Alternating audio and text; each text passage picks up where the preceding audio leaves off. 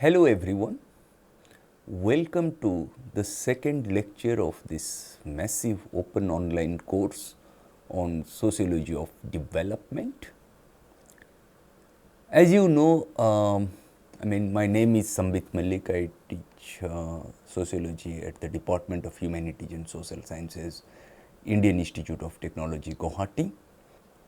This is a 30-hour course spanning over 12 weeks, 3 months, starting from July to October 2021. In the first lecture, we provided a broad overview of sociology of development.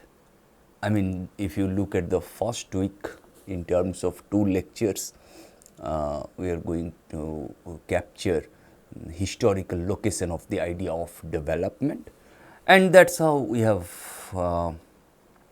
started with how sociology of development refers to the application of social theory and analysis to societies, usually in the third world, which are undergoing a late transition of capitalist industrialization. And then we have discussed how sociology of development has been particularly concerned with analyzing the social effects of development on class relations on the one hand and social groups such as the peasantry and the urban poor on the other. And development studies emerged as a distinct area of research in the post-Second World War period and was associated with the growing concern for the political and economic development of the post-colonial world.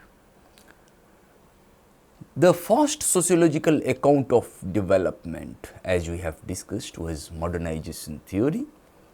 The modernization theory postulates that the less developed countries would eventually catch up with the industrialized world, the first world, the Western capitalist world, if they emulate the economic and social systems of Western capitalism. And as you slightly recall, in the first lecture itself, we have discussed this, how the modernization theory is largely based on the theoretical premises of structural functionalism. Society is based on the complementarity and reciprocity of roles in the social division of labor, creation and maintenance of structures and institutions of a capitalist economy. That's what structural functionalism is all about. And how modernization theory conceptualized development as a staged transition from tradition to modernity to be brought about at the economic level, at the social level, at the political level. We have discussed this, right? And then we have discussed how in the aftermath of the Second World War, how there was Cold War between the capitalist nations led by the United States of America and the socialist nations led by the erstwhile USSR, and motivated by the concern to challenge socialist ideas in the post-colonial world. The modernization theory was criticized for its optimism, oversimplification and ethnocentrism. We have discussed this. And subsequently what we have learned that against the orthodoxy of the United States of American model of development as well as European model of development, how those models of development, how they were challenged by the paradigms of Latin American development trajectory, African development trajectory and Asian development trajectory. Okay? For example, in the context of Latin American model of development, of underdevelopment, the modernization theory was displaced in the late 1960s and early 1970s as the most popular sociological analysis of development by the dependency approach. The dependency theory was in turn charged with oversimplification and with merely inverting the assumptions of the modernization theory. But subsequently what we come to know that criticism of these approaches such as modernization theory as well as dependency theory has left the sociology of development as a fragmented field in which various competing and more modest theories jostle for supremacy. And in recent years, there has been a growing awareness that the nation state cannot be analyzed in isolation from the international context, international political, economic, military contexts. And the field of sociology of development also has significant and growing overlaps with the sociological debates about globalization and the environment. I mean, the debates between development and environment and so on. There has also been a renewed analytic emphasis on the interdependency and integration among nations, not just in terms of economic processes, but also at the level of culture and ideology. That's how Serge Latouche argues that the concept of third world development is rooted in specifically Western ideas of technical progress and the accumulation of capital. That leads to development policies which destroy the cultures of non-Western populations.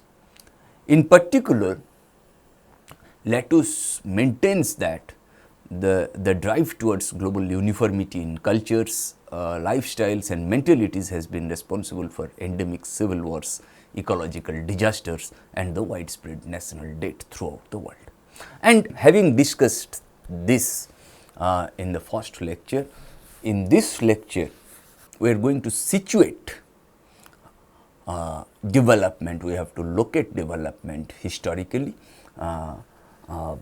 This is the second lecture of the first week, how development is fundamentally a process of change that involves the whole society, its economic, socio-cultural, political, physical structure, value system, as well as way of life of the people. Okay, when we look at a process of change, I mean development that encapsulates a process of change in its economic manifestations, in socio-cultural manifestations, political manifestations, in terms of physical structure, value systems and way of life. The process of development may be compared with the turning of a wheel in which each segment pushes the one ahead of it and is in turn pushed by the other behind. However, it is not yet clear which segment should be manipulated to put the wheel in motion. Okay? For example, if somebody suggests that no, our per capita income must first increase, then you will find our standard of education, our standard of health, our standard of nutrition, everything they will also increase. Okay? The other perspective suggests that no, first you try to enhance the level of education, health, social security measures, then perhaps your per capita income is going to increase. Okay? We do not know practically, we are not clear which segment should be manipulated to put the wheel in motion. Okay? Because at least in Indian context, in Asiatic nations, in African nations, in Latin American nations, what we have found that even if the per capita income has increased, the quality of life has not increased. Okay? The physical quality of life index has not increased substantially. Okay? Such approach also implies that the process of development can be initiated through different sectors of the society. Okay. The concept of development has subjective evaluative meaning as well as objective empirical meaning.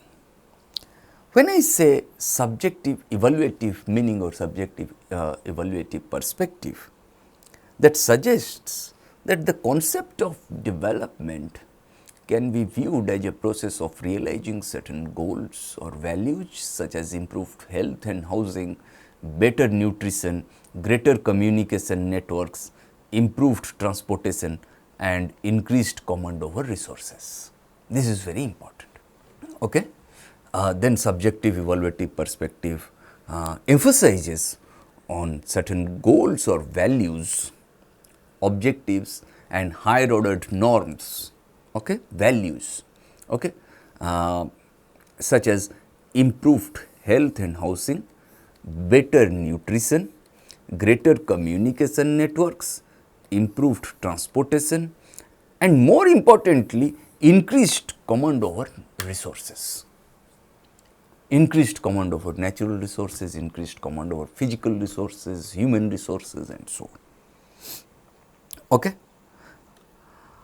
On the contrary, objective empirical perspective suggests that more developed and less developed countries can be comparatively studied, and the empirical differences between them can be used to illustrate the meaning of development within quote. Okay.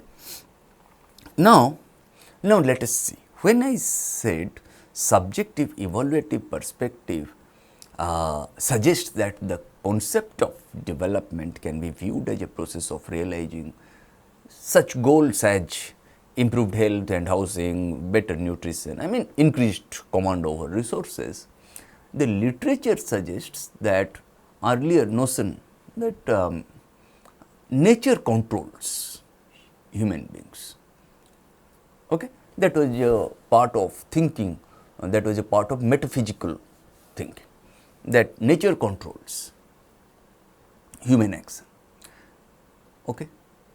But subsequently when science has science develops, when we encountered industrial revolution, then critical thinking, modernity, reasoning capacity and so on, what we came to understand that human beings know how to control nature, human beings know how to master over nature. Then there was a shift from faculty of contemplation to faculty of control. In other words, I mean in the metaphysical stage, human beings were supposed to worship nature, human beings were supposed to contemplate on nature without getting into conflict with nature. But in the wake of the industrial revolution and so on, what we have found that human beings started controlling nature. Okay? That is why I said there was a shift from faculty of contemplation to faculty of control. But in the 21st century, you can understand that there is a dialectical relationship between nature and human beings. Nature at times controls human action, human beings also know how to alter nature for their for greater efficiency, for their survival, for their livelihood and so on. Okay? That is important. That is why I said increased command over resources. Okay? And when I said increased command over resources, I also mean how equitably resources can be distributed and so on. And objective empirical perspective suggests that more developed and less developed countries, they constitute some kind of a binary, some kind of a dichotomy on the basis of certain empirical differences. You may look at the level of literacy rate, you can look at the per capita income, you can look at many other indicators of of economic development, that you can say that no, these are the empirical differences or these are the empirical indicators which suggests that this is a more developed country and this is a less developed country. Okay? Now, such comparisons generally focused on variations in per capita income. I mean, these are economic variables. Okay? Percentage of the population living in rural and urban areas, percentage of workers in agricultural, industrial and service sectors, I mean primary, secondary and tertiary sectors, the literacy rate and mortality and fertility rates. If you come to sociological variables, apart from such predominantly economic variables, namely per capita income, percentage of the population living in rural and urban areas, percentage of workers in primary, secondary and tertiary sectors, the literacy rate, fertility and mortality rates.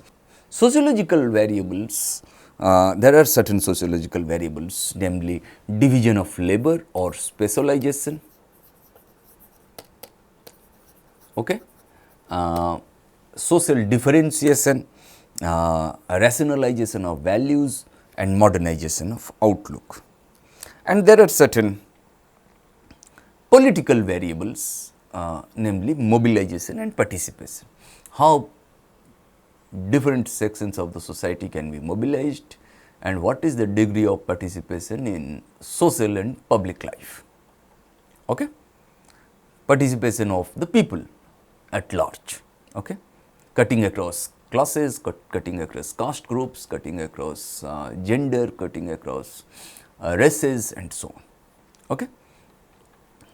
Though there may be some degree of autonomy in the subjective evaluative characteristics of development on the one hand and objective empirical characteristics of development on the other, by and large what we generally find that there is a certain degree of coherence among them, implying an integral relationship between the various features of development. Okay? Now, please do not think that subjective evaluative perspective and objective empirical perspective, they constitute some kind of a dichotomy. No. There are certain objective empirical characteristics which have significant implications for subjective evaluative meanings. For example, per capita income. You will find when the per capita income of a country reaches a certain high level, a majority of the population would be living in urban areas, urbanization, and would be working in non-agricultural occupations,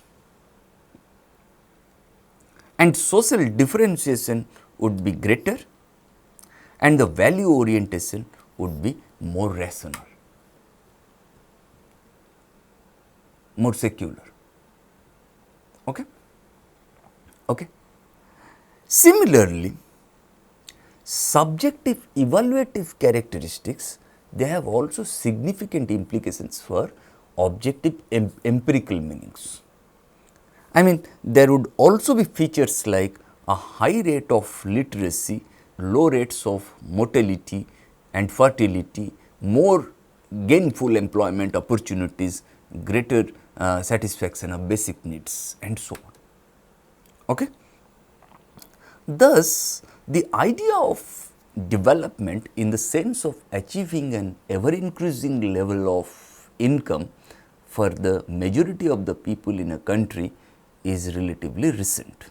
In the past, heads of the state were not expected to provide a regularly rising standard of living for the common people.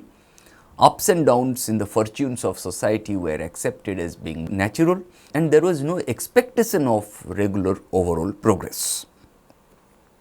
It was in England in the middle of the 18th century that it was first realized that steady material progress was not only possible, but also desirable. Okay?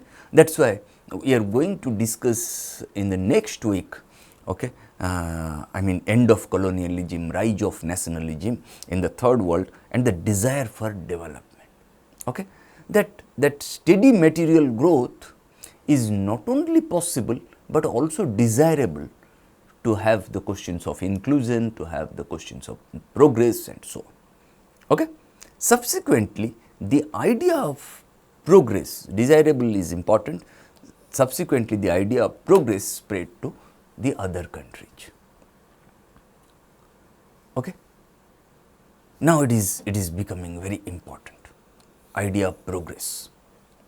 Okay? That progress in human condition, progress in socio-economic condition, in political condition, in cultural conditions, there must be progress. Okay? In many countries, nationalism rather than human welfare played a more important role in pushing for development. Okay? Human welfare assumed greater significance in the context of development rather than nationalism. Okay? In many countries. Okay? The recent widespread concern with economic development may be traced to the Second World War, which necessitated a moral basis. That why moral basis is important in the context of, or ethical basis is important in the context of development, that when you look at a country like India, if the rate of hunger death, if the rate of unemployment, if the rate of the people living below the poverty line, if these questions are not addressed, then I think there is some kind of a moral bankruptcy in the formulation of public policy or development policy. Okay? And why I'm trying to look at this moral basis, especially in the context of the Second World War, what we generally find that during and after the Second World War, what we found that the world was then gasping after being ravaged by the horrendous crimes and casualties perpetrated by the Second World War. National economies of most of the countries, I mean both developed as well as developing countries, both colonizers as well as the colonized nations were in tatters. International trade touched the lowest ebb. Such was the situation that called for the reconstruction and development of poor as well as rich countries, and the freedom of the starving population from hunger in the third world was also made its objective. I mean reconstruction and development, that is very important. Okay? This focused the attention of several agencies and interest groups on the problems of development, and by the end of the Second World War, economic development became a leading topic in academic work both in developed as well as developing countries. Okay? Why I'm referring to specifically reconstruction and development? Precisely because of the way the International Monetary Fund and the International Bank for Reconstruction and Development, popularly known as the World Bank, they were established. I mean the World Bank's real name, I mean is the International Bank for Reconstruction and Development. Okay? And that situation, I mean, was created to reconstruct and develop the poor countries as well as the rich countries, because both poor as well as rich nations were adversely affected by the horrendous crimes and casualties perpetrated by the Second World War. And that's how we look at the idea of development. We are trying to situate the idea of development historically. Okay? Then when we look at there are certain indicators of development. Let us start with per capita income.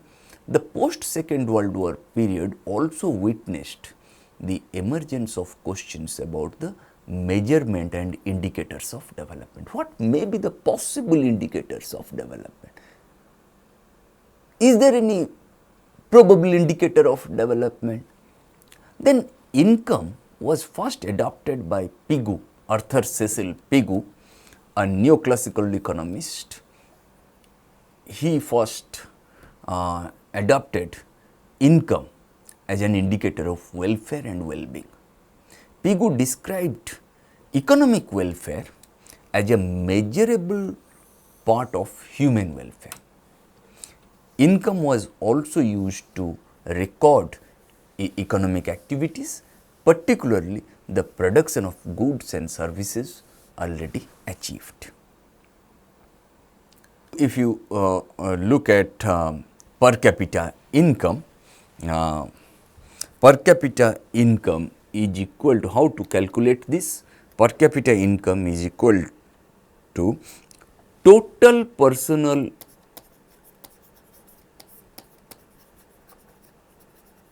income divided by the total population.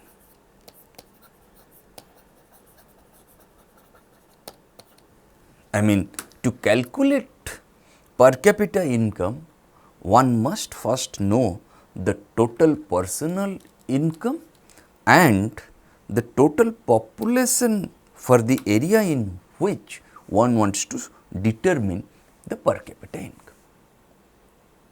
Okay? I mean, this must be clear. Okay? This is how generally per capita income is calculated. Total personal income divided by total population of that particular area. Though the pioneers of measuring calculating national income and output were concerned with its importance for social welfare too. In the course of time, increase in national income became the main focus of measuring development, and development began to be indicated and understood in terms of per capita income. That was Pigou's model, how Pigou tried to adopt income as an indicator of welfare and well-being, and how Pigou described economic welfare as a measurable part of human welfare. That is how to calculate national income, to calculate national output, I mean, the pioneers of measuring national income and output were concerned with its importance for social welfare. But in the course of time, increase in national income became the main focus of measuring development, and development began to be indicated and understood in terms of per capita income. With the identification of development with a rise in national income, gross national product, national income GNP, and its other derivatives like per capita income, increase in GNP, gross national product, became the goal of development. And with this, the importance of promoting individual welfare receded. Now, what Pigou thought, that no, economic welfare must look into the aspect of human welfare, started declining. The way development policy has been framed over a period of time, that you tend to look at only national income, GNP, and its other derivatives, including per capita income, that there is a renewed emphasis only on gross national product. That has become the goal of development today. And when increase in GNP has become the objective of development policy, perhaps the importance to promote individual welfare is on decline today, has receded. Okay? It was assumed that well-being would follow automatically from economic growth. The resulting emphasis on increase in per capita income as the main goal of development led to a certain insensitivity in the pattern of distribution of national income. Our national income is increasing, our gross national product is increasing, but our quality of life is not on the rise.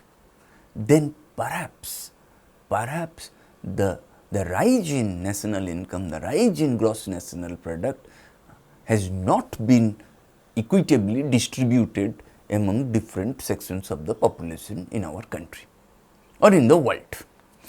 In the course of time, the problem of distribution of income was altogether forgotten. It was assumed that in the process of development, income would trickle down to various sections of the society. Okay? There is nothing called magic that it will trickle down. Okay? That was thought that no, when national income, when gross national product would increase, such income would trickle down to various sections of the society, which has never happened. Okay? And which is never going to happen also, because there is nothing called magic here. Okay? Because unless and until you equitably distribute your income and resources among various sections of the society, okay, it is not going to trickle down. Okay? It was thought that no, income would ultimately trickle down to various sections of the society. Thus, income in its per capita form moved from a partial monetary measure of well-being to the center stage as an indicator of welfare. As if income increases, our welfare will also increase, which does not happen that way. With increase in national income, particularly per capita income becoming the leading criterion of development, the main effort in developmental activities turned from measures for increasing national and per capita income, believing that this would enable each individual to consume more. And this made the rise in national income the predominant concern of developmental activities, and development was understood as a process by which the economy was transformed from one whose rate of growth of per capita income was small or negative to one in which a significant self-sustained rise in per capita income was a permanent long-run feature. Okay? Thus, per capita income was considered, even today it is considered as an indicator of development. Then another indicator of development is included here in this discussion, that is structure of the economy and workforce. It was recognized quite early that an increase in per capita income would lead to a structural transformation of the economy, culture and polity, economy and society as such. With economic development and increased per capita income, the share of the manufacturing and service sectors of the economy expanded and that of the agricultural sector shrunk. As a result, economically underdeveloped societies had a larger proportion of the labor force in the agricultural sector and a lower proportion in the manufacturing and service sectors, while economically developed countries had a lower proportion of the workforce in the primary or agricultural sector and a larger proportion of the workforce in the secondary, manufacturing sector and tertiary, service sectors. Okay? This is, that is how more developed and less developed countries have been comparatively studied, and the empirical differences that we tend to see here can be used to illustrate the meaning of development. Okay? The share of the agricultural sector in the national product was also negatively correlated with per capita income, being low in countries with a high per capita income and high in countries with a low per capita income. On the contrary, the share of the manufacturing and service sectors in the national product was high in countries with a high per capita income. Okay?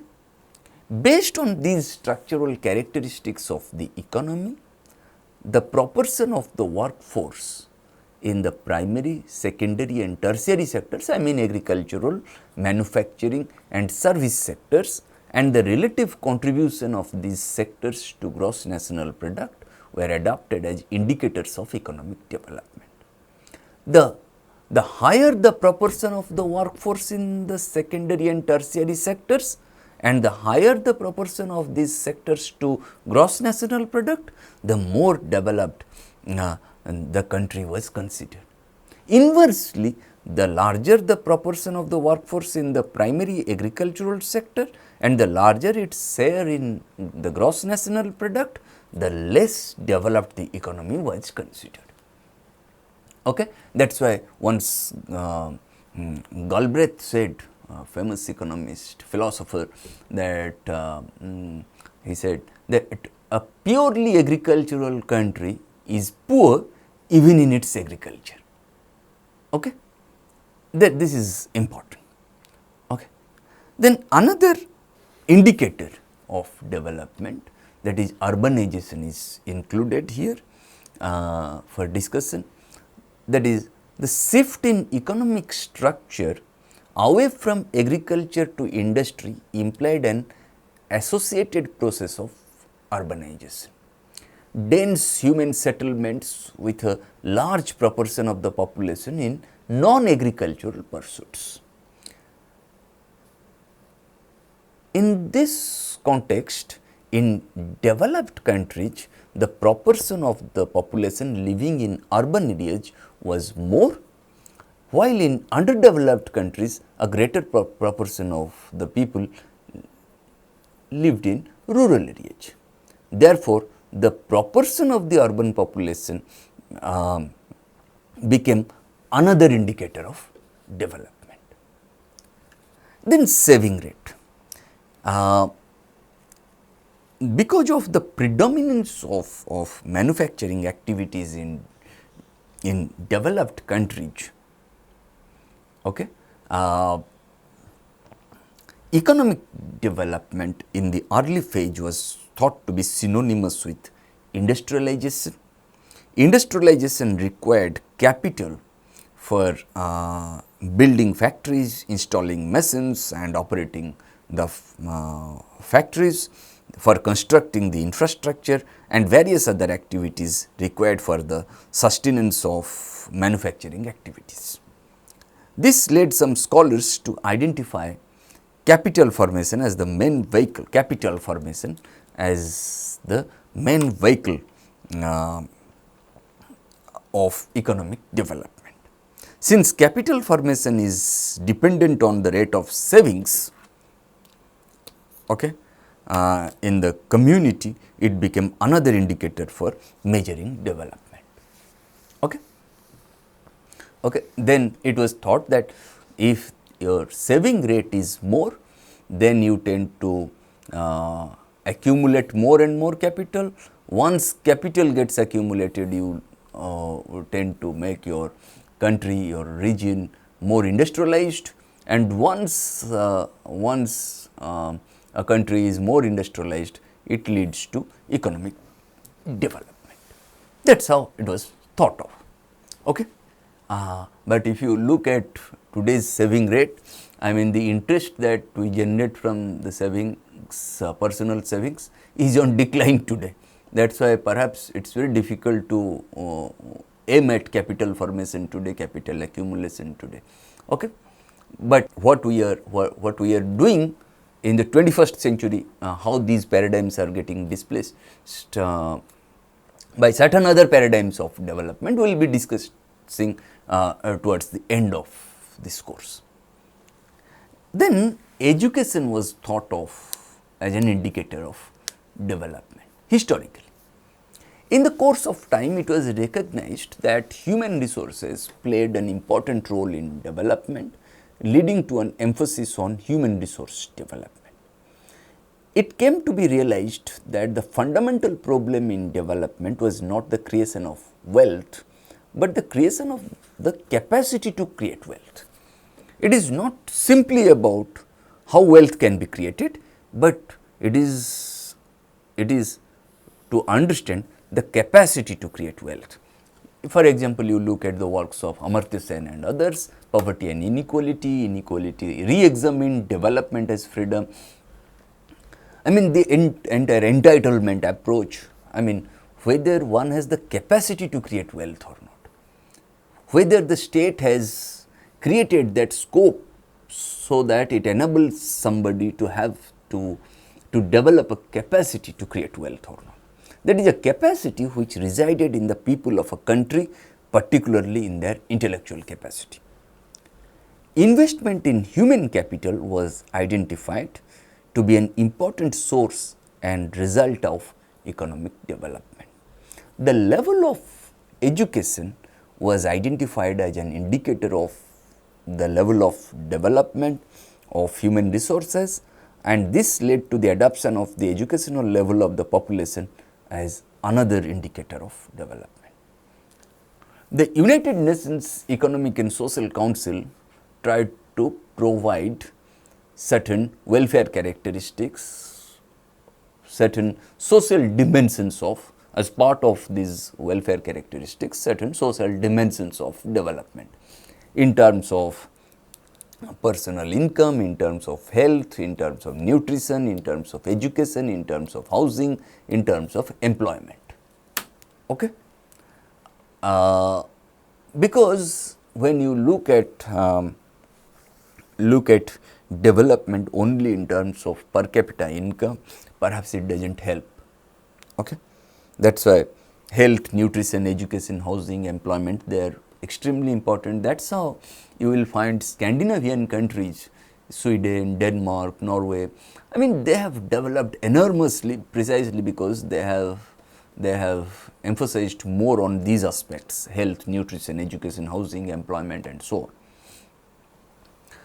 The United Nations Research Institute for Social Development further delineated certain welfare characteristics of development in terms of health, I mean demographic conditions, food and nutrition, education in terms of not simply literacy and but also skills, okay, conditions of work. I mean work conditions of work must be conducive for better efficiency, for creativity and so on. Employment situation, that is what when I say employment is extremely important. You cannot have a developed country on the basis of large scale unemployed youth. Okay, you cannot make a country developed with large scale unemployment, with huge unemployment. Okay, when you look at this employment situation, I mean, but on what basis employment can be generated? In the 1930s, when there was Great Depression, 1929 to 1933, the famous economist John Maynard Keynes, he came up with a book. He came up with a solution in the form of a book, The General Theory of Employment, Interest and Money, in 1936. How to look at the question of poverty, how to look at the question of unemployment, how to look at the question of recession, okay, where you will find a large scale unemployment. How are you going to address this problem? He said that a single dose of investment,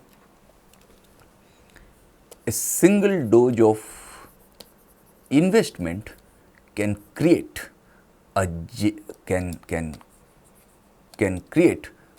generation of income as well as employment. Okay?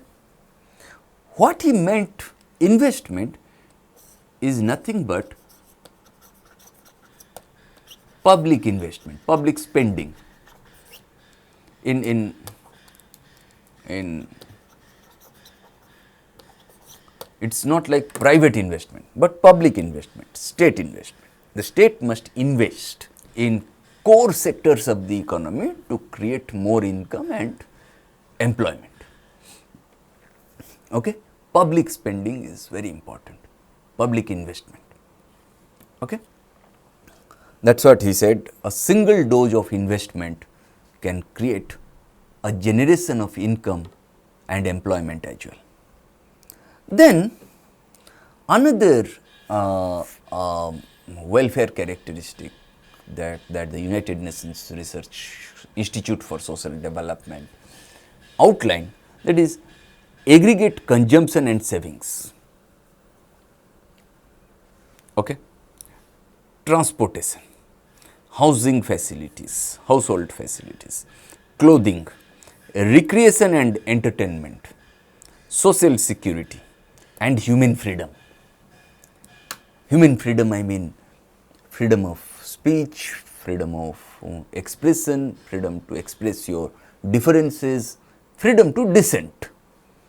Okay? That is what the United Nations Research Institute for Social Development outlined the welfare characteristics of development in terms of health, food and nutrition, education, conditions of work, employment situation, aggregate consumption and savings, transportation, housing, I mean household facilities, clothing, recreation, entertainment, social security and human freedom.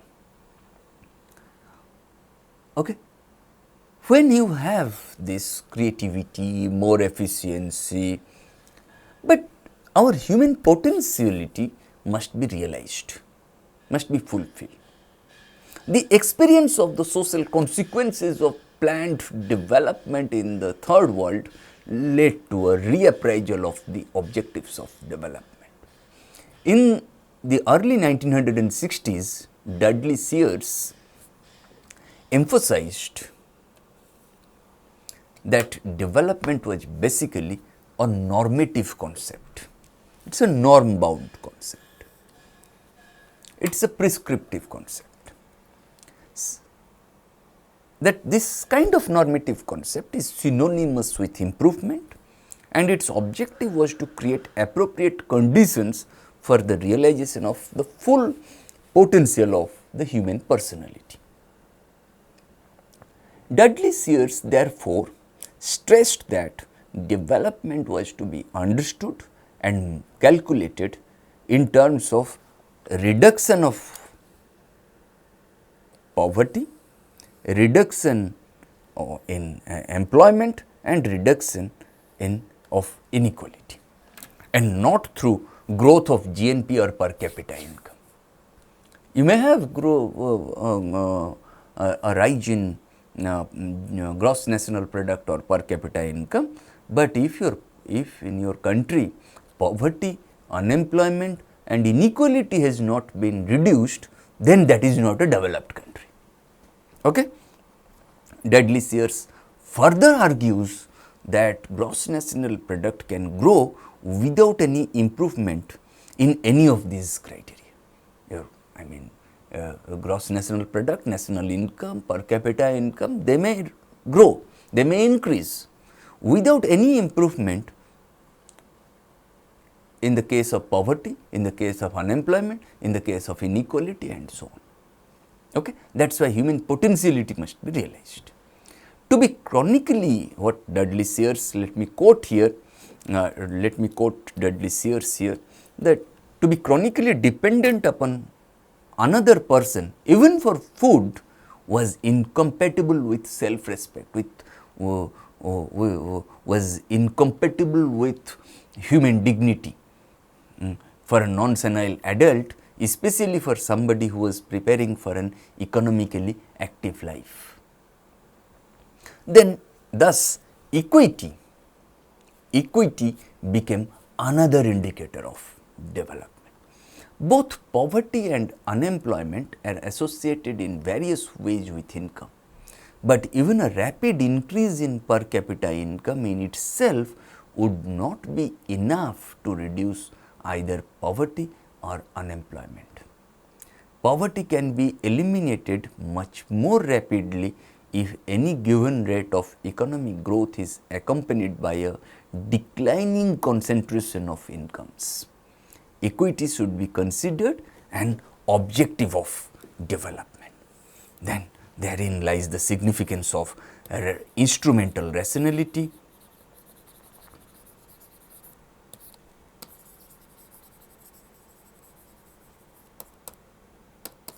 that equity should be considered an objective of development. It should be a goal oriented social action, it must be an objective oriented social action, it must be an aim oriented social action, and this goal oriented social action or objective oriented social action or aim oriented social action is alternatively known as instrumental rationality. And the social barriers and inhibitions of an unequal society distort the personalities of those with high incomes as it distorts the personalities of those who are poor.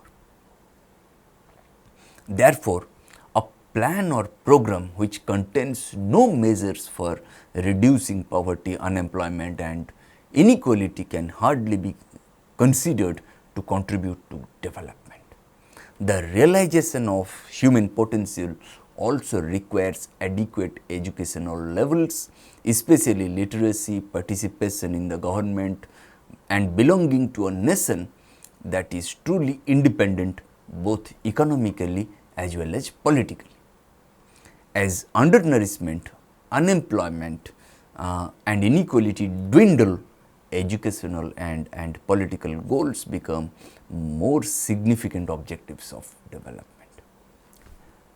Another indicator of development is suggested here, that is physical quality of life index, PQLI, physical quality of life index. I mean, even in a monetized economy, gross national product may increase over time without improving well-being. That is what Morris argued.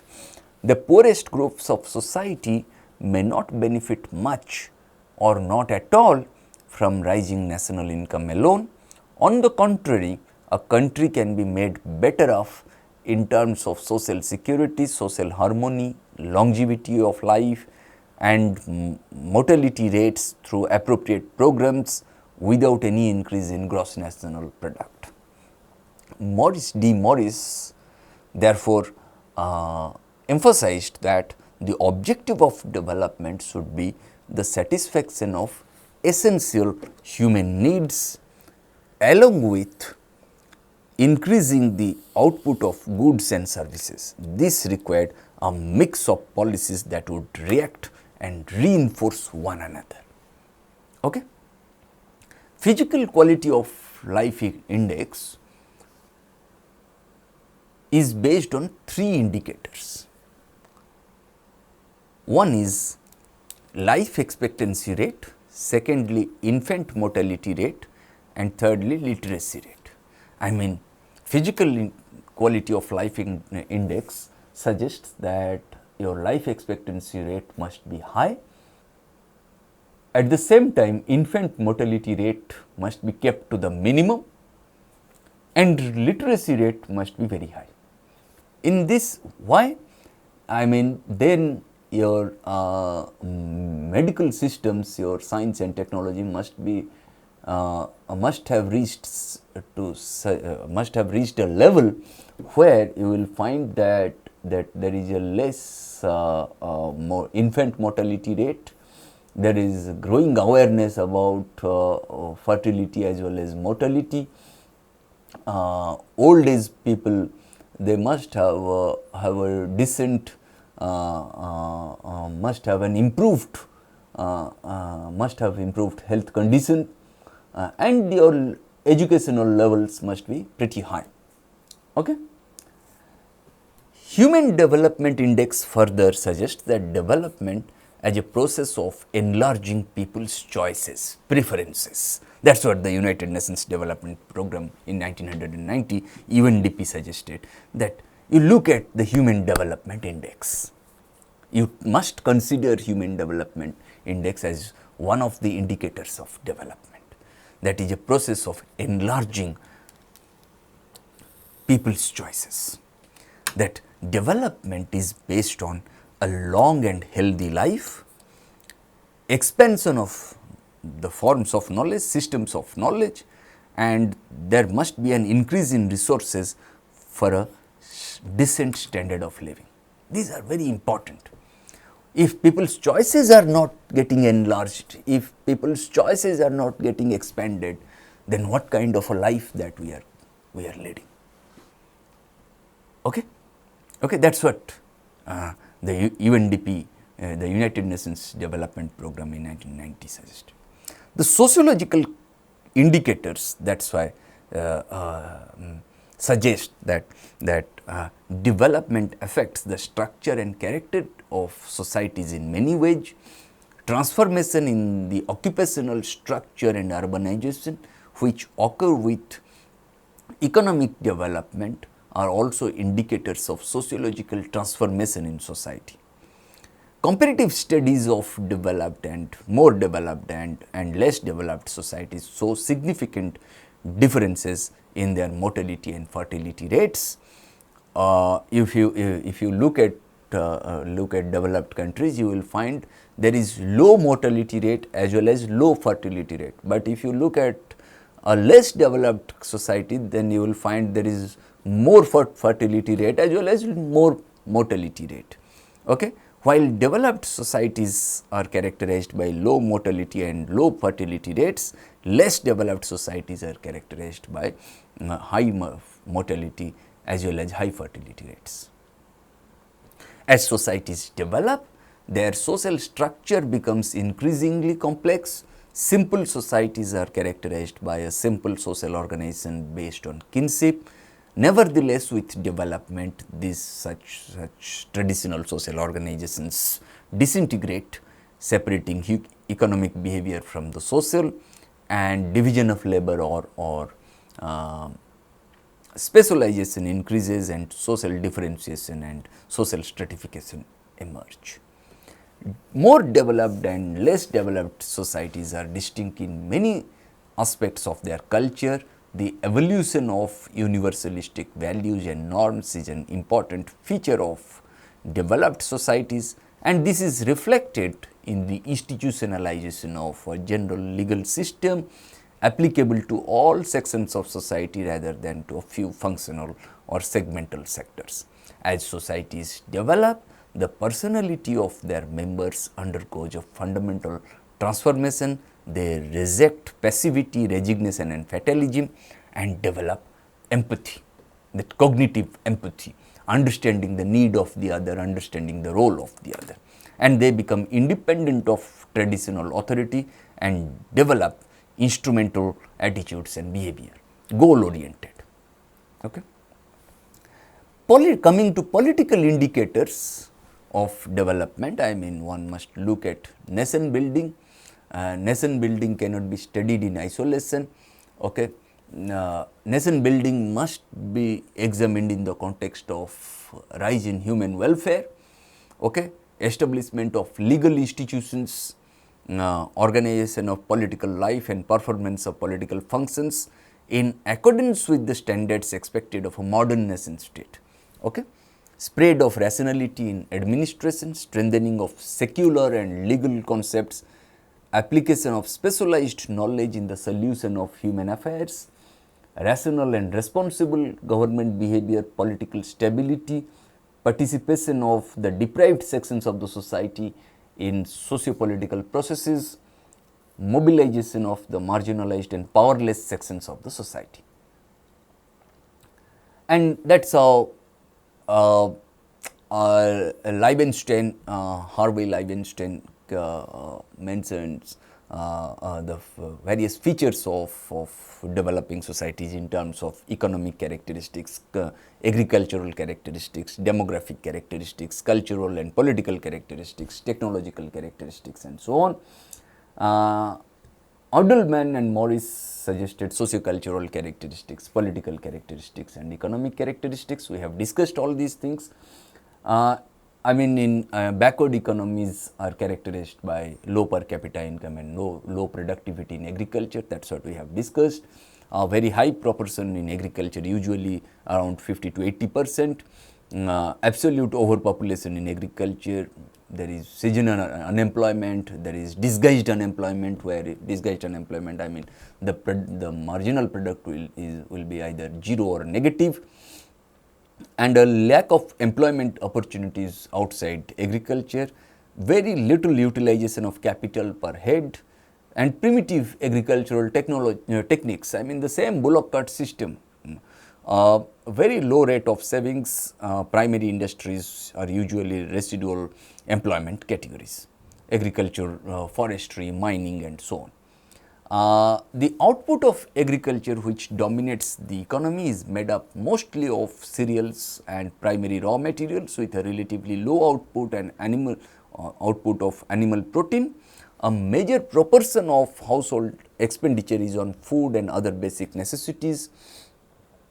The export sector is dominated by food items and raw materials, a very low volume of trade per capita, poor facilities for credit and marketing, poor housing condition of the general population, poor development of physical overhead capital, an ineffective tax system and financial institutions, and poorly developed human resources.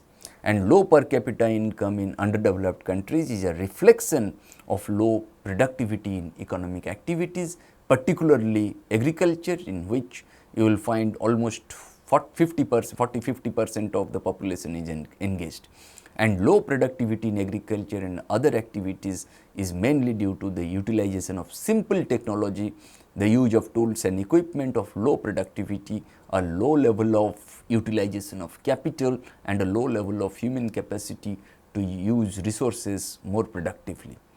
That's I mean when I say primitive agriculture, limited use of capital, low use of inputs, and low level of consumption. I mean limited use of capital, when I say in primitive agriculture very little capital is used either per unit of land or per laborer. Generally there is little improvement of land through leveling, bunding of canals and drainage. The use of tools is limited, and the few tools that are used in productive activities are of a very primitive kind. Very often the tools used for preparing the soil are limited to a wooden plough or a small hoe, and weeding and harvesting are generally done hand or with a small sickle. When I mean threshing is done manually by beating the ear heads, pounding them with a stick, or by animals treading on them. Similarly, winnowing and transportation of the produce to the granary are also done by primitive means. Irrigation, an essential requirement for efficient agricultural production, may not be possible for most of the farmers due to the lack of capital to dig wells, install pumps, and dig channels. Even where tanks and ponds are available, water may be lifted and thrown into the field with a reed basket by a pair of workers, or it may be lifted with a moat or worked with water well. These are all examples of the very limited use of technology and capital in the organization of agricultural production in underdeveloped economies. When I say low use of inputs, I mean backward economies are characterized by extensive rather than intensive agriculture. In such a production system, the use of various inputs including labor is very low. Such a poor use of labor and other inputs is the outcome of a variety of factors, such as the lack of awareness of the technology of intensive agriculture. Peasants in I mean for example, if you look at for intensive cropping, the peasants should be aware of the importance of soil preparation, methods of chemically treating seeds before sowing, regular irrigation and drainage of fields, weeding the fields at regular intervals, applying insecticides, protecting crops from rodents, proper storing of the produce after harvesting. I mean peasants in backward economies lack this kind of knowledge, resulting in the low utilization of even the abundantly available human labor in agricultural production, and as a result, even in a situation where labor remains unemployed, its absorption into agricultural activities was very low. While the use of capital in agriculture is very low, there is an uneconomic use of whatever capital exists due to the exceedingly small size of plots and for fragmentation of holdings. This results in low yields and low earnings from agriculture in which most of the population is engaged. As a result, most of the population is unable to consume anything beyond their bare subsistence requirements, thus making these societies predominantly subsistence oriented.